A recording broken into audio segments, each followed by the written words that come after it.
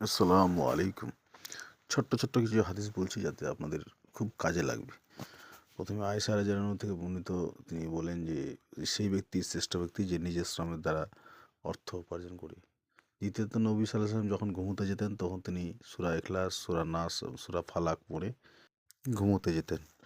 চিত্রকর্তের জন্য বলা হয়েছে যে তাদেরকে কিয়ামতের দিন কষ্ট দেওয়া হবে এবং তাদেরকে বলা হবে যে, তোমরা যেটা সৃষ্টি করেছিলে তাতে তোমরা জীবন সঞ্চার করো।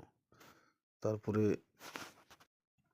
হুজুর সাল্লাল্লাহু আলাইহি ওয়াসাল্লাম হালুয়া এবং মধু খেতে পছন্দ করতেন।